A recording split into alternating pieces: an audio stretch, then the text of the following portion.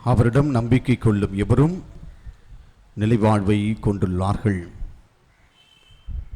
ஆண்டவர் இயேசுவில் அருமையான அன்புக்குரிய சகோதர சகோதரிகளே, அன்னையாம் திருச்சபை இன்று மூவரு கருவுடைய பிரசன்னத்தை இந்த நாளிலே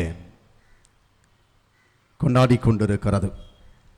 அதே வேளையிலே அன்னை கன்னிமரியாள் எலிசபெத் அம்மாளை சந்தித்த அந்த ஒரு நிகழ்வையும் விழாவாக இந்த நாளிலே கொண்டாடுகிறது.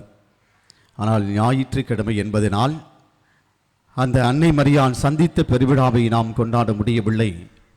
மாறாக இந்த மூவரு கடவுளுடைய இந்த பெருவிழாவை அன்னையாம் திருச்சபை இன்று கொண்டாடுகிறது. எனவே முதலிலே உங்கள் அனைவருக்கும் நான் வாழ்த்துக்களை கூறிக்கொள்ளுகிறேன். ஏனென்றால் கடந்த இந்த ஒரு மாத காலம் முழுவதும் முதல் தேதியிலிருந்து இந்த நாள் வரைக்கும் அன்னையினுடைய இந்த வணக்க மாதத்தை மிகவும் சீரோடும் சிறப்போடும் நீங்கள் சிறப்பு செய்திருக்கிறீர்கள். அன்னைக்கு ஒரு புகழை சாற்றியிருக்கிறீர்கள். தினந்தோறும் அன்னையினுடைய அந்த தேர்பவனையை முழுமையாக எடுத்துக்கொண்டு அன்னையோடு சேர்ந்து ஆண்டவரை முகமுகமாக தரிசித்து அவருடைய மீட்பு திட்டத்திலே நீங்கள் பங்கு கொடுத்திருக்கிறீர்கள், ஜபமாலையோடு சேர்ந்து. எனவே இந்த நாளிலே உங்கள் அனைவரையுமே நான் வாழ்த்துகின்றேன். உங்களுக்காக இறைவனிடத்தில் ஜெபிக்கின்றேன். இந்த மூவரு இரவுடைய இந்த பெருவிழா தூய ஆவியானவருடைய அடுத்த ஞாயிற்றுக்கிழமை, அந்த பெருவிழாவுக்கு அடுத்த ஞாயிற்றுக்கிழமை பொது காலத்தில் இந்த முதல் ஞாயிறிலே இதை நாம் கொண்டாடுகின்றோம். இந்த மூன்று கடவுளாக இருக்கிற இந்த மூவரு இறைவனுடைய பண்புகள் என்ன, அவருடைய குண நலன்கள் என்ன, ஏன் அன்னையாம் திருச்சபை இந்த நாளிலே இந்த மூவரு கடவுளுக்கு விழா எடுக்க வேண்டும், இந்த மூவரு கடவுளை பற்றி அறிந்து கொள்வதற்கு புரிந்து கொள்வதற்கு நமக்கு ஞானம் போதுமா, அறிவு மட்டும் போதுமா என்றால் ஒரு கேள்விக்குறிதான். கடவுளே இல்லை அப்படின்னு சொல்லி வாழ்ந்து கொண்டிருந்த ஒரு நாத்திகர், கடவுளை மறுத்தவர், வாழ்நாளிலே கடவுளே கிடையாது என்று சொல்லி வாழ்ந்து கொண்டிருந்தான். எனவே இப்படிப்பட்ட நிலையிலே வாழ்ந்தவர் திடீரென்று மரண படுக்கையிலே இருந்தான். சாகும் தருவாயிலே அந்த மனிதர் இருந்து கொண்டிருக்கிற பொழுது அவருடைய நண்பர் ஒருவர் அவரிடத்திலே வந்து இந்த வார்த்தையை சொல்லி நீ ஜெபித்தால் கடவுளுடைய ஆன்மாவை சுகப்படுத்துவான், உடைய ஆன்மாவை விண்ணகத்திற்கு கொண்டு போய் சேர்ப்பார் என்று சொன்னார். ஆனால் இந்த மனிதர் நாத்திகர் அவர் சொல்லக்கூடிய வார்த்தைகளை கேட்டுவிட்டு அவரை ஏளனமாக சிரித்தார். ஏனென்றால் அவர் கடவுளே இல்லை என்று சொல்லி வாழ்ந்து கொண்டிருக்கின்றார். நீங்கள் இருக்கிறவங்க யாராவது கடவுள் இல்லை அப்படின்னு சொல்லி யாராவது இங்கே இருக்கிறீங்களா? கடவுள் கிடையவே கிடையாது அப்படின்னு யாராவது இருக்கீங்களா? யாராவது இருக்கீங்களா? என்னங்க ஒன்றும் சத்தத்தையும் காணும். இருக்கிறோம் இல்லை, ஏதாவது தலையை ஆட்டி இல்லை ஏதாவது வாயை எடுத்து சொல்லுங்க. ஒன்றுமே இல்லாமல் உட்காந்துருக்கிறீங்க. எல்லாருமே ஒத்துக்கிறீங்க இல்லையா, கடவுள் இருக்கிறார் அப்படின்னு சொல்லி ஒத்துக்கிறீங்க. ஆனால் இந்த நாத்திகர் கடவுள் இல்லை என்று மறுத்து வாழ்ந்து கொண்டிருப்பவர். ஆனால் இந்த உலகத்திலே பிறந்த எந்த ஒரு மனிதனும் கடவுள் இல்லை என்று வெளிப்படையாக சொல்லலாம், ஆனால் தங்களுக்குள்ளாக இல்லை என்று யாரும் சொல்ல மாட்டாங்க, யாருமே சொல்ல மாட்டாங்க. ஏனென்றால் அவர்களுக்கு தெரியும் கடவுள் இருக்கிறார் என்று. ஏனென்றால் உயிர் வாழ்வது என்பது கடவுளால் தான். எனவே அவர் அப்படி மரண படுக்கையில் இருக்கிற பொழுது அவருடைய நண்பர் சொன்ன வார்த்தை இதுதான், கடவுளே என் ஆன்மாவை மீட்டருளும் என்ற இந்த வார்த்தையை நீ சொன்னா போதும், கடவுள் கண்டிப்பா உனக்கு மோட்சத்தை கொடுப்பார்னு சொன்னார். கடவுளே என் ஆன்மாவை மீட்டருளும். இந்த வார்த்தையை கேட்ட உடனே அவர் ஏளனமாக சிரிச்சார். நான் தான் கடவுள் இல்லைன்னு சொல்கிறேன், நீ என்கிட்ட வந்து சொல்கிறியடா அப்படின்னு சொல்லிட்டு, இருந்தாலும் நீ சொல்லு அப்படின்னு சொல்லி அந்த நண்பர் வற்புறுத்தும் பொழுது இந்த மனிதர் சொன்னார், கடவுளே நீ இருப்பது உண்மை என்றால், கடவுளே நீ இருப்பது உண்மை என்றால் என் ஆன்மாவை அப்படி ஒன்று எனக்கு இருந்தால், என் ஆன்மாவை அப்படி என்று ஒன்று எனக்கு இருந்தால் அதை மீட்டருளும் என்று சொல்லி இறந்து போய்விட்டான். அவர் சொன்ன வார்த்தையை பாருங்கள். கடவுளே, நீ இருப்பது உண்மை என்றால் என் ஆன்மாவை அப்படி என்ற ஆன்மா என்ற ஒன்று எனக்கு இருந்தால் என்னுடைய ஆன்மாவை மீட்டருளும் என்று சொன்னார். அன்புக்குரியவர்களே, இன்றைய கால கலாச்சார சூழ்நிலைகளிலே நாம் பார்க்கிற பொழுது பகுத்தறிவுள்ள எவருமே கடவுள் இல்லை என்று சொல்ல மாட்டார்கள். பகுத்தறிவுள்ளவர்கள் கடவுள் இருக்கிறார் என்பதை முழுமையாக ஏற்றுக்கொள்வார்கள். ஏனென்றால் பகுத்தறிவு என்பது காரணம் காரியங்களை அது உள்ளடக்கியதாக இருக்கிறது. ஏனென்றால் காரியம் ஒன்று இருந்தால் காரணங்கள் கண்டிப்பாக இருக்கும்.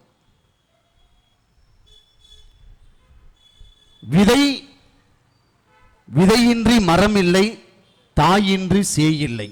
விதை இருக்கிறது என்றால் மரம் இருக்கும், மரம் இருக்கிறது என்றால் விதை இருக்கும், தாய் இருக்கிறாள் என்றால் சேய் இருக்கும், சேய் இருக்கிறார் என்றால் தாய் கண்டிப்பாக இருப்பாள். எனவே ஒரு காரணம் இருக்கிறது என்றால் அதற்கு காரியங்கள் கண்டிப்பாக இருக்கும். இதைத்தான் முன்னோர்கள் சான்றோர்கள் சொல்லுகிறார்கள். கடவுள் இருப்பு நிலையை முழுமையாக அவர்கள் சொல்லுகிறார்கள். இந்த சான்றோர்கள் சொல்லக்கூடிய இந்த சொல்லை ஏற்றுக்கொள்ளாதவர்கள் பிசாசுகள், பேய்கள் என்று சொல்லுகிறார்கள். ஆனால் பேய்கள் எப்பவுமே கடவுளை என்ன பண்ணாது, ஏத்துக்காங்க. ஆனால் நற்செய்தி நூல்களிலே பாருங்கள், ஆண்டவரே எங்களை வதைக்கவா இங்கு நீர் வந்தீர் என்று அந்த பெயல்சேபுல் கேட்கிறது இயேசு கிறிஸ்துவை. அப்பொழுது என்றால் பிசாசுக்கு கூட தெரிகிறது கடவுள் யார், கடவுள் இருக்கிறார் என்பது. ஆனால் சான்றோர்கள் சொல்லுகிறார்கள், கடவுளை பகுத்தறிவுள்ளவர்கள் எல்லாருமே ஏற்றுக்கொள்வார்கள், கடவுளை ஏற்றுக்கொள்ளாதவர்கள் பகுத்தறிவு இல்லாதவர்கள். இந்த ஞானம் முழுமையாக நமக்கு தெளிவுபடுத்துகிறது. இதைத்தான் அன்புக்குரியவர்களே, கடவுள் ஒருவராக இருக்கிறார் என்பதை பகுத்தறிவு நமக்கு உணர்த்துகிறது. ஆனால் ஒரே கடவுளாக, தந்தையாக, மகனாக, தூய ஆவியாராக இருக்கிறார் என்பதற்கு, அதை நாம் முழுமையாக புரிந்து கொள்வதற்கு நம்முடைய பகுத்தறிவு மட்டும் நமக்கு போதாது. மாறாக கடவுளுடைய வெளிப்பாடு நமக்கு மிக மிக அவசியம். கடவுள் அதை வெளிப்படுத்தவில்லை என்றால் நம்மால் அந்த மூவரு கடவுளை முழுமையாக புரிந்து கொள்ள முடியாது. அவருடைய தன்மைகள் என்ன என்பதை நம்மால் அறிந்து கொள்ள முடியாது. எனவேதான் அதற்கு இறை வெளிப்பாடு தேவை. இறை வெளிப்பாடு யாருக்கு வெளிப்படுத்தப்படுகிறதோ அவர்கள்தான் இந்த மூவரு கடவுளை, பிதா, சுதன், பரிசுத்த ஆவியை முழுமையாக ஏற்றுக்கொள்ளக்கூடியவர்களாக இருக்கிறார்கள். எனவேதான் அன்புக்குரியவர்களே, நம்முடைய எந்த ஒரு வழிபாடாக இருந்தாலும் சரி, திருப்பலிகளாக இருந்தாலும் சரி, அதிலே முதலிலே மூவரு இறைவனுடைய நாமத்திலே நாம் ஆரம்பிக்கிறோம். பிதா, சுதன், பரிசுத்த ஆவியின் பெயரால் என்று ஆரம்பிக்கிறோம். அதோடு கூட திருப்பலியிலே எல்லாம் வல்ல தந்தையாகிய கடவுளுடைய அன்பும், ஆண்டவர் இயேசு கிறிஸ்துவினுடைய அருளும், தூய ஆவியாருடைய நட்புறவும் உங்கள் அனைவரோடும் இருப்பதாக என்று சொல்லிதான் நாம் வாழ்த்துகின்றோம். வாழ்த்து செய்திகளை சொல்லி ஒவ்வொரு வழிபாடுகளுக்கும் இறை மக்களை அழைக்கிறோம். அப்படி அழைத்த திருச்சபை அந்த வழிபாட்டினுடைய முடிவிலே எல்லாம் வல்ல கடவுளாக இருக்கின்ற அந்த மூவரு கடவுளுடைய பிரசன்னத்திலே எல்லாம் வல்ல இறைவன், பிதா, சுதன், பரிசுத்த ஆவி உங்களை ஆசீர்வதிப்பாராக, சென்று வாருங்கள் என்றுதான் மூவரு இறைவனுடைய நாமத்திலே தான் ஒரு நிகழ்வை நாம் முடிக்கிறோம். அப்படி என்றால் இந்த மூவரு இறைவன் 3 ஆட்களாக இருந்தாலும் தம திருத்துவத்திலே அந்த ஒருமை தன்மையிலே அவர்கள் ஒன்றித்திருக்கிறார்கள். ஒரே ஞானம், ஒரே சித்தம், ஒரே வல்லமை, ஒரே செயல்பாடுகளை கொண்டவர்களாக இருக்கிறார்கள்.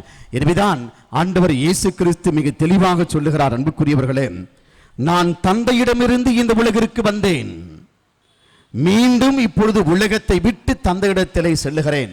எனவே உண்மையை வெளிப்படுத்தும் தூய ஆவியானவர் வந்து உங்களை உண்மையின் வழியில் நடத்துவார் என்று சொன்னார். அப்படி என்றால் இந்த 3 பேருமே பிதா சுதன் பரிசுத்த ஆவி இவர்கள் ஒன்றாக இருந்து திருச்சபையை வழிநடத்தி கொண்டிருக்கிறார்கள். எனவேதான் இந்த மூவரு இறைவனை நாம் முழுமையாக அறிவதற்கு நம்முடைய பகுத்தறிவு மட்டும் போதாது, மாறாக கடவுளுடைய அந்த வெளிப்பாடு, இறை வெளிப்பாடு, ரெவலேஷன் நமக்கு மிக முக்கியமான ஒன்றாக இருக்கிறது. எனவேதான் இந்த மூவருடைய பண்புகள் என்ன என்று பார்க்கிற பொழுது, தந்தை அன்புடையவராக இருக்கிறான், மகன் அருள் நிறைந்தவராக இருக்கிறான், தூய ஆவியானவர் வழிநடத்தக்கூடியவராக புனிதப்படுத்தக்கூடியவராக இருக்கிறார். எனவேதான் இந்த முதல் வாசகத்திலே விடுதலை பயண நூலிலே தந்தையினுடைய அன்பை பற்றி நாம் வாசிக்கின்றோம். மோசே 2வது முறையாக அந்த சீனாய் மலையை நோக்கி ஏறி செல்லுகிறான். எனவே அங்கு அவர் ஏறி செல்லுகிற பொழுது தந்தை அன்பாக இருக்கிறார், இரக்கமுடையவராக இருக்கிறார். அவர் பரிவுள்ள இறைவன், சினம் கொள்ள தாமதிப்பவர். அவர் ஒரு பொழுதுமே சினம் கொள்ள மாட்டார், கோபம் கொள்ள மாட்டார். பரிவு கொண்டவராக, அன்பு கொண்டவராக, பேரன்பு மிக்கவராக கடவுள் இருக்கிறார் என்று சொல்லுகிறார். ஏனென்றால் முதன்முறை இந்த மோசே அந்த சீனாய் மலையிலே சென்ற பொழுது அந்த 10 கட்டளைகளை வாங்கி வருகிறார். ஏனென்றால் தன்னால் தேர்ந்தெடுக்கப்பட்ட இந்த இஸ்ராயேல் மக்கள் பாவ வாழ்க்கையிலே, அக்கிரமங்கள் நிறைந்த வேசித்தன வாழ்க்கையிலே, சிலை வழிபாட்டிலே இந்த மக்கள் வாழ்ந்து உண்மை கடவுளுக்கு துரோகம் செய்து கொண்டிருக்கிறார்கள். அழைக்கப்பட்ட இறைவனுக்கு அவர்கள் துரோகம் செய்து கொண்டிருக்கிறார்கள். எனவேதான் அந்த மக்கள் மீது கடவுள் கோபம் கொண்டு அந்த மக்களை அழிக்க நினைக்கின்ற பொழுதுதான் மோசே அந்த ஆண்டவரிடத்திலே சென்று 10 கட்டளைகளை வாங்கி அவருடைய மன்றாட்டினால் அந்த மக்கள் அழிவுகளிலிருந்து காக்கப்படுகிறார்கள். மீண்டுமாக 2வது முறை அவரிடத்து மலைக்கு சென்று வருகிற பொழுதுதான் கடவுள் பேரன்பு மிக்கவர், சினம் கொள்ள தயங்குபவர், அவர் அன்பு மிக்கவராக, பரிவுள்ளவராக இருக்கிறார். அவர் மனிதர்கள் செய்யக்கூடிய பாவத்திற்கு அவர் தண்டனை கொடுப்பவர் அல்ல, சினம் கொண்டு மனிதரை அழிப்பவர் அல்ல என்று சொல்லுகிறார். ஏனென்றால் தந்தை அன்புள்ளவர், பாவங்களை மன்னித்து மறுவாழ்வு கொடுக்கக்கூடியவராக இருக்கிறார் என்று இந்த முதல் வாசகத்திலே தந்தையை பற்றி தெளிவாக சொல்லுகிறார். எனவேதான் அன்புக்குரியவர்களே, கிறிஸ்து இயேசு அந்த 2ஆம் ஆளாகி இருக்கிற அந்த சுதனாகிய சர்வேசுடைய பண்புகளை பார்க்கிற பொழுது அவர் அருள் நிறைந்தவர், அருளை கொடுக்கக்கூடியவர், ஆசிரை கொடுக்கக்கூடியவராக அவர் முழுமையாக இருக்கிறார். எனவேதான் அந்த அருளையும் ஆசிரையும் மனிதர்கள் பெற்றுக்கொள்ள வேண்டும் என்பதற்காக தந்தை இந்த உலகத்தின் மீது அன்பு வைத்து தன்னுடைய ஒரே மகனை இந்த மனிதகுல மீட்புக்காக, பாவத்திலிருந்து விடுதலை கொடுப்பதற்காக இந்த மனிதனை, அந்த 2ஆம் ஆளாகி இருக்கிற சுதனாகிய சர்வேஸ்வரனை மீட்பராக இந்த உலகுக்கு கொடுத்திருக்கிறார். அந்த மீட்பர் தான் தன்னுடைய இரத்தத்தை கல்வாரியிலே சிந்தி இந்த மனிதகுலத்திற்கு அருளையும் ஆசீர்வாதத்தையும் கொடுத்திருக்கிறார். பாவத்திலிருந்து மன்னிப்பை கொடுத்து தந்தையோடு அவர்களை ஒன்றாக ஐக்கியப்பட வைத்திருக்கிறான். எனவேதான் அன்புக்குரியவர்களே, இந்த 2வது வாசகத்திலே கொரிந்தியருக்கு திருமுகத்திலே பவுலடியார் சொல்லுகிற பொழுது, ஒருவரை ஒருவர் மன்னியுங்கள், ஒருவரை ஒருவர் அன்பு செய்யுங்கள், ஒருவரை ஒருவர் ஏற்றுக்கொள்ளுங்கள், தூய முத்தம் கொடுத்து ஒருவரை ஒருவர் வாழ்த்துங்கள் என்று சொல்லுகிறார். ஏனென்றால் இந்த மூவரு இறைவன், இந்த பிதா சுதன் பரிசுத்தாவி மூவருமே எல்லாவற்றிலும் சரிசமமாக இருந்து ஒருவரை ஒருவர் ஏற்றுக்கொண்டார்கள், ஒருவரை ஒருவர் அன்பு செய்தார்கள், ஒருவரை ஒருவர் முழுமையாக தன்னுடைய அன்பின் வெளிப்பாடாக அந்த தூய முத்தம் கொடுத்து ஒற்றுமை வாழ்வை அவர்கள் வெளிப்படுத்தினார்கள். இதைத்தான் பரிசுத்தாவியானுடைய வாழ்விலே பார்க்கிற பொழுது அவர் புனிதப்படுத்தக்கூடியவராக, வழிநடத்தக்கூடியவராக இருக்கிறார். எனவே தந்தை அன்பு செய்யக்கூடியவராக, மகன் அருளையும் ஆசிரையும் கொடுக்கக்கூடியவராக, தூய ஆவியானவர் வழிநடத்தக்கூடியவராக இருக்கிறார். எனவேதான் பவுலடியார் அந்த மூவரு இறைவனுடைய பிரசன்னத்தை அவர் அனுபவித்ததால் தான் கொரிந்து நகர மக்களுக்கு சொல்லுகிறார். ஏனென்றால் கொரிந்து நகரிலே கிரேக்க மொழி பேசுபவர்கள், யூத மொழி பேசக்கூடிய மக்கள் அந்த இடத்தில் இருந்தார்கள். ஏனென்றால் இந்த கொரிந்து நகரம் என்பது வியாபாரம் நிறைந்த ஒரு இடம். எனவே அந்த இடத்துல பகைமை இருந்தது, வேற்றுமைகள் இருந்தது, உறவுகளிலே விரிசல்கள் இருந்தது, பிளவுகள் இருந்தது. எல்லாம் இருந்த நிலையில்தான் அந்த இடத்துல பவுலடியார் இந்த இறை செய்தியை சொல்லுகிறார். இந்த 2வது வாசகத்தில் அவர் சொல்லும் பொழுது, மன ஒற்றுமை கொண்டிருங்கள், அமைதியுடன் வாழுங்கள், அப்பொழுது அன்பும் அமைதியும் அளிக்கும் கடவுள் உங்களோடு இருப்பான். ஏனென்றால் யூதன் என்றோ கிரேக்கன் என்றோ யாரும் இல்லை. உங்களிடத்திலே பிளவுகள் இருக்கக்கூடாது, பிரிவினைகள் உங்களிடத்திலே இருக்கக்கூடாது. நீங்கள் ஒற்றுமையாக இருக்க வேண்டும் என்று அந்த தூய ஆவி, அந்த மூவரு என்னுடைய பிரசன்னத்தை அவர்கள் அறிந்ததனால்தான் இப்படிப்பட்ட ஒரு வாழ்த்து செய்தியை அவர் சொல்லி இறுதியாக சொல்லுகிறார். இயேசு கிறிஸ்துவின் அருளும் கடவுளின் அன்பும் தூய ஆவியாருடைய நட்புறவும் உங்களோடு இருப்பதாக என்று அந்த மக்களை அவர் வாழ்த்துகின்றார். அன்புக்குரியவர்களே, அப்படி என்றால் கிறிஸ்தவர்களாக திருமுழுக்கு வழியாக அபிஷேகம் செய்யப்பட்டு இயேசுவின் உடலின் உறுப்பாக வாழ அழைக்கப்பட்ட உங்கள் ஒவ்வொருடத்திலுமே ஆண்டவர் எதிர்பார்ப்பது அன்பையும் அமைதியையும் மன ஒற்றுமையையும். நீங்கள் வாழ்த்துகின்ற அந்த வாழ்த்து செய்தியிலே களங்கம் இல்லாமல், கபடம் இல்லாமல், உண்மையான தூய முத்தம் கொடுத்து ஒருவரை ஒருவர் நீங்கள் வாழ்த்துகின்ற பொழுதுதான், உறவுகளை ஏற்படுத்துகின்ற பொழுதுதான் அந்த மூவரு கடவுளுடைய பிரசன்னம் உங்களோடு இருக்கும். இல்லை என்றால் நீங்கள் வாழ்ந்தாலும் வீழ்வதற்காகவே, வாழ்வை பெறுவதற்காக அல்ல, மாறாக நீங்கள் வாழ்ந்தாலும் வீழ்வதற்காகத்தான். இதைத்தான் அன்னை மரியாளுடைய வாழ்விலே பார்க்கிறோம். அந்த மூவரு இறைவனுடைய பிரசன்னம் முழுமையாக அன்னையிடத்திலே அது தங்கியிருந்தது. எனவேதான் அந்த பரமத்தந்தையினுடைய அருள், அந்த நிழல் அன்னை மரியாளை முழுமையாக சூழ்ந்திருந்தது. அந்த மூவரு இறைவனுடைய பிரசன்னத்திலே அந்த பரமத்தந்தை கடவுள் அன்னை மரியாள் மீது நிழலிடுகின்ற பொழுது, அவரை ஆட்கொள்ளுகிற பொழுது தூய ஆவி அவரிடத்திலே இருந்தான். இந்த பரம தந்தையும் தூய ஆவியும் அன்னையோடு இருக்கிற இடத்திலே ஆண்டவர் இயேசு கிறிஸ்துவை அவள் உதரத்திலே தாங்கி இருந்தார். எனவேதான் மூவரு இறைவனுடைய ஆலயமாக அன்னை கன்னிமரியாள் விளங்கி கொண்டிருக்கிறார்கள். எனவேதான் அந்த மூவரு இறைவனுடைய பிரசன்னத்திலே அவர்கள் இருந்ததனால் உள்ளத்திலே அமைதி இருந்தது, உள்ளத்திலே ஒற்றுமை இருந்தது.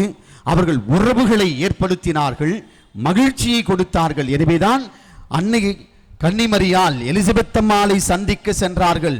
ஏறக்குறைய 60 மைல்கள் அந்த ஐன்கரிம் என்ற ஊருக்கு அவர்கள் நடந்து செல்லுகிறார்கள். நடந்து செல்லுகிற பொழுது தான் பெற்ற அந்த மூவரு இறைவனுடைய பிரசன்னத்தை முழுமையாக எலிசபெத் அம்மாளிடத்தில் அவர்கள் கொடுக்கிறார்கள். எனவேதான் அன்னை மரியாள் அங்கு செல்லுகிற பொழுது, மூவரு இறைவன் அங்கு செல்லுகிற பொழுது எலிசபெத் அம்மாளுடைய வயிற்றில் இருந்த அந்த குழந்தை பேறு வகையால் ஆசீர்வதிக்கப்பட்டதாக இருக்கிறது. மகிழ்ச்சி அங்கு இருக்கிறது. ஏனென்றால் உள்ளத்திலே செருக்கு இல்லாமல், ஆணவம் இல்லாமல், நான் கடவுளை பெற்றெடுக்க போகிறேன், மூவரு இறைவன் என்னோடு இருக்கிறார் என்ற ஆணவ செருக்களை இல்லாமல் ஆமென் என்று சொல்லி உள்ளத்திலே தாழ்ச்சி நிறைந்தவளாக அன்னை மரியாள் எலிசபெத் அம்மாளை சந்திக்கின்ற பொழுது அங்கு மூவரு இறைவனுடைய பிரசன்னம் இருந்தது.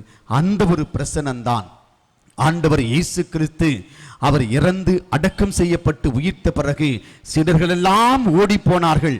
அவர்கள் அனைவரையும் ஒன்றாக கூட்டி ஒரு இடத்திலே அமர வைத்து திருச்சபையை உருவாக்கினார்கள். மூவரு என்னுடைய பிரசன்னத்தில் அன்பையும் அமைதியையும் ஒற்றுமையையும் தூய முத்தம் கொடுத்து அவர்களை வாழ்த்தினார்கள் அன்னை மரியாள். எனவேதான் இந்த மே மாதம் என்பது அன்னையினுடைய வணக்க மாதமாக அன்னை மரியாளோடு சேர்ந்து ஆண்டவரை, அந்த மூவரு இறைவனை நாம் புகழ வேண்டும் என்பதற்காக அன்னையாம் திருச்சபை கொடுத்திருக்கிறது. எனவேதான் இந்த மே மாதத்தினுடைய இறுதி நாளாக இன்று அன்னை கன்னிமரியாள் எலிசபெத் அம்மாளை சந்தித்த அந்த மகிழ்ச்சி திருவிழாவை கொண்டாடுகிறது. ஏனென்றால் அந்த இடத்திலே அமைதி இருக்கிறது, ஒற்றுமை இருக்கிறது, உறவுகள் இருக்கிறது, ஒன்றிப்பு இருக்கிறது. மாறாக பிளவுகள் கிடையாது, வேற்றுமைகள் கிடையாது, வேறுபாடுகள் கிடையாது, ஒற்றுமைகள் இருந்தது. எப்படி பிதாசுதன் பரிசுத்தாவி மூவரும் எல்லாவற்றிலும் சரிசமமாக இருந்து ஆண்டவரின் கொடையாக கிறிஸ்துவை இந்த உலகத்திலே கொடுத்து, கிறிஸ்து தன்னுடைய இரத்தத்தினால் உங்களை மீட்டு உங்களை விண்ணக வாழ்வுக்கு அழைத்து செல்லுகிறாரோ அந்த வாழ்வைத்தான் ஆண்டவரிடத்தில் எதிர்பார்க்கிறான். உடைய உள்ளத்திலே அமைதியும் அன்பும் சமாதானமும் குடிகொண்டிருக்கிற பொழுது அந்த மூவொரு இறைவன் உங்களை நிறைவாக ஆசீர்வதித்து வழிநடத்துவார்.